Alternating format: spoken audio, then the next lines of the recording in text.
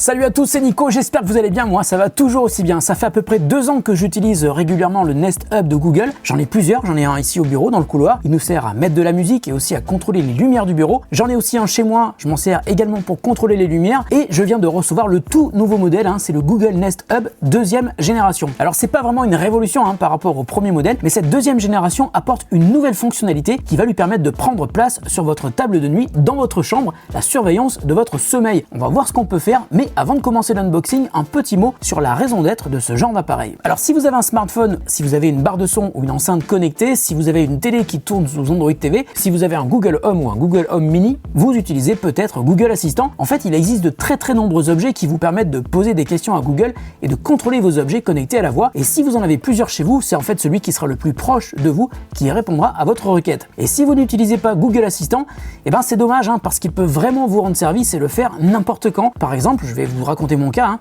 j'utilise principalement Google Assistant pour contrôler les lumières connectées, je vous l'ai dit, mais aussi pour poser des questions à Google, par exemple de me faire un calcul un petit peu compliqué, ou quand je n'ai pas d'ordinateur à portée de main et que je cherche une info, je sais que la plupart du temps Google Assistant aura une réponse à me donner en moins de 10 secondes. Et particulièrement avec un Nest Hub comme celui-ci qui possède un écran, vous pouvez lancer une vidéo sur YouTube ou sur Netflix, la vidéo s'affichera donc sur l'écran, vous pouvez utiliser vos photos comme économiseur d'écran, vous pouvez aussi afficher Google Maps, et comme n'importe quel appareil connecté à Google Assistant, vous pouvez être averti de tous vos rendez-vous qui sont inscrits sur Google Agenda, lancer de la musique sur Spotify ou Apple Music et bien sûr contrôler les objets connectés comme les lampes Philips Hue. Alors je vais vous dire la même chose que je vous ai déjà dit dans mon test du Chromebook de Acer il y a quelques semaines. Si vous êtes un utilisateur des services Google, encore une fois, c'est vraiment le genre d'appareil qui va vous intéresser, et si c'est pas le cas, sans doute que le Nest Hub vous paraîtra assez peu utile. Alors on va commencer par ouvrir la boîte et voir à quoi ressemble ce nouveau Google Nest Hub 2, et ensuite je l'emmènerai chez moi pour le tester pendant plusieurs jours et surtout pendant plusieurs nuits, parce que ça va être mon nouveau réveil connecté. Il va remplacer mon Kelo qui est aussi un vieux réveil connecté, mais beaucoup plus limité il faut le dire, et je vais donc voir ce que permet de surveiller le Google Nest Hub 2 pendant que je dors. Attention, unboxing.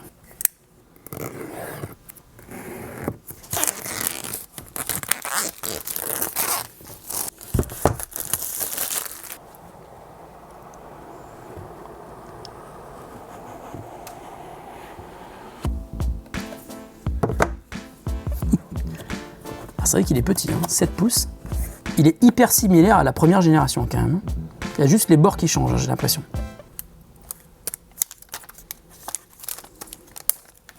Alors la principale différence qu'il y a entre le Nest Hub 2, celui-ci, et le Nest Hub Max, donc la version qui a un écran de 10 pouces, ça c'est la première différence. La deuxième différence, c'est que sur celui-ci, il n'y a pas de caméra à l'avant. En revanche, il y a un micro supplémentaire par rapport à l'ancienne version, et puis il y a surtout le radar Soli qui permet de faire des gestes avec la main, par exemple pour naviguer dans ses playlists Spotify. Alors perso, je m'en sers jamais sur mon Google Pixel, j'avais même oublié que c'était disponible. Alors à l'arrière, on a un bouton qui permet de couper physiquement le micro, on a le port qui va vous permettre de brancher le câble d'alimentation, on a les 2 boutons de volume, up et down, et puis on a la partie audio qui est à l'arrière. Alors bien sûr, on n'aura pas la même qualité que sur le Nest Hub Max, parce que sur le Nest Hub Max, il y a quand même beaucoup plus de coffres, donc beaucoup plus de possibilités d'avoir de bonnes basses bien profondes. Là, en revanche, ça va être quand même assez suffisant pour regarder des vidéos, pour écouter de la musique, mais ne l'utilisez pas comme source principale pour écouter de la musique, vous risqueriez d'être un tout petit peu limité. Alors, qu'est-ce qu'on a d'autre dans la boîte ?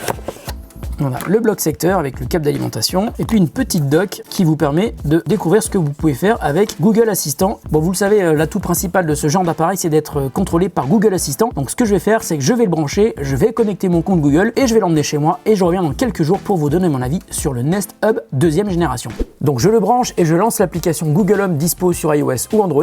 Ici, c'est depuis mon iPhone. Comme j'ai déjà un réseau Google Assistant au bureau, je définis que celui-ci sera utilisé chez moi. L'application cherche alors de nouveaux appareils à proximité et détecte donc le Nest Hub 2. Pour le configurer, c'est-à-dire y connecter mon compte Google, l'application me permet de scanner le QR code affiché sur l'écran du Nest Hub. Je dois ensuite indiquer le réseau Wi-Fi de mon domicile qui sera donc utilisé par le Nest Hub 2, et je valide toutes les demandes de l'application pour utiliser Voice Match et tous les services Google associés au Nest Hub 2 et à Google Assistant. Sur le Nest Hub 2, on me propose ensuite un tutoriel qui m'apprend à utiliser l'écran tactile et à accéder aux fonctionnalités de contrôle de la maison, des médias. Sur l'application, je continue la config, je peux activer les commandes gestuelles, souvenez-vous, le capteur Soli, ça sert à ça, et je peux aussi connecter mes comptes Spotify, Deezer, Apple Music, mais aussi Netflix, Disney+, MyCanal, Molotov, auxquels je pourrai ensuite accéder soit depuis le tactile, soit à la voix. Ensuite, je définis les photos qui vont être affichées comme écran de veille, soit une sélection issue de galeries d'art, soit mes propres photos issues de mon flux Google Photos, ou même de n'importe quel dossier spécifique de mon compte Google Photos. Maintenant, je vais brancher le Nest Hub 2 dans ma chambre sur ma table de chevet. Et je vais donc configurer la fonction réveil. Je peux donc régler l'heure, les jours de mon choix, et je choisis aussi la mélodie qui va me réveiller. Je peux aussi activer l'éclairage progressif de l'écran l'écran du Nest Hub et je peux aussi faire en sorte que les lampes connectées s'allument aussi de manière progressive. Et pour rester le plus discret possible, je n'active que la lampe qui est posée sur ma table de chevet. Ensuite, pour activer le suivi de sommeil, il faudra aussi avoir validé la connexion à Google Fit pour pouvoir récupérer les infos sur votre smartphone. Sur l'écran, dans la partie contrôle de la maison, je retrouve tous mes objets connectés de la maison, par exemple les lampes Philips Hue que je peux donc contrôler à la voix ou grâce à l'écran tactile pour les éteindre, les allumer ou faire varier leur intensité et changer les couleurs de l'éclairage. Et il y a enfin une dernière étape à configurer, ça se passe sur l'écran du Nest Hub 2. Lorsque vous appuyez sur l'icône de suivi du sommeil, la configuration spéciale sommeil se lance et si elle se lance pas, vous pouvez la faire démarrer en demandant à Google de calibrer l'appareil pour le suivi du sommeil. Vous devrez alors vous installer dans votre lit à l'endroit où vous dormez habituellement et cette phase de config doit se faire sans personne d'autre dans le lit ni animaux domestiques à ce moment-là. Le Nest Hub 2 doit être placé à hauteur de votre matelas et il doit être situé entre 30 et 60 cm de votre tête, soit environ une longueur de bras. Enfin, le Nest Hub 2 doit être dirigé vers votre torse et rien ne doit être placé devant qui obstruerait alors le champ des détecteurs de mouvement. Une fois bien installé, le calibrage se lance et pendant quelques secondes, vous allez entendre une petite musique douce. Pendant le calibrage, le Nest Hub 2 détecte votre respiration, les mouvements même imperceptibles de votre poitrine et écoute votre respiration. Et à la fin du calibrage, le mode sommeil est prêt et désormais activé. Bon, et maintenant il me reste plus qu'à aller dormir et de laisser bosser le Nest Hub 2 pour surveiller mon sommeil. Et donc dès le lendemain matin, je peux avoir un aperçu de ma nuit de sommeil. J'y accède depuis l'onglet bien-être sur le Nest Hub 2. Mon sommeil a été plutôt reposant. Je vois aussi que je me suis pas trop réveillé pendant la nuit et que j'ai à peu près rempli mon objectif de sommeil qui était de me coucher à 23h et de me lever à 6h. Mais ce qui est encore plus intéressant, c'est l'écran suivant. Il m'indique les ronflements, la toux et si des changements de luminosité ont été détectés pendant la nuit. Et autre info intéressante, mon rythme de respiration qui était de 15 par minute, ce qui est tout à fait dans la norme. En revanche, 106 minutes de ronflement, c'est un peu long et j'en suis désolé pour la personne qui dort avec moi. Toutes ces infos ont été détectées uniquement par les capteurs du Nest Hub 2 et ajoutées à Google Fit et je pourrais donc les consulter depuis mon iPhone ou ma tablette et avoir également un suivi sur la semaine et les mois à venir pour voir l'évolution de la qualité de mon sommeil. Alors me revoilà après plusieurs jours de test du Google Nest Hub deuxième génération. Alors je vous ai déjà expliqué à peu près tout ce que vous pouvez faire avec un Google Nest Hub grâce notamment à Google Assistant et dans cette deuxième partie je vais vous donner mon avis sur ce qu'apporte cette nouvelle version. Alors tout d'abord le Nest Hub 2 devient donc un super réveil connecté. Vous pouvez d'une part créer des alarmes différentes pour chaque jour, vous pouvez régler le niveau sonore de l'alarme, le son qui sera diffusé pour vous réveiller. En revanche, il est impossible de programmer le réveil avec une musique en provenance de Spotify, Deezer ou Apple Music, voire même YouTube, et ça, c'est vraiment dommage. Pour votre réveil, vous pouvez aussi activer le simulateur d'Hub qui va donc diffuser une lumière équivalente à la lumière du jour de manière progressive pendant votre phase de réveil. Pour cela, il faut évidemment avoir des lumières connectées dans votre chambre. Alors maintenant, concernant le suivi du sommeil, pour que la détection soit efficace, il faut que le Nest Hub 2 soit dirigé vers vous, car il va utiliser ses micros et surtout le capteur Soli pour analyser votre sommeil en écoutant et en détectant vos mouvements. Alors l'avantage bien sûr c'est que vous n'avez donc pas besoin de porter une montre connectée toute la nuit, ni d'installer un capteur sous votre matelas. Les informations sont récupérées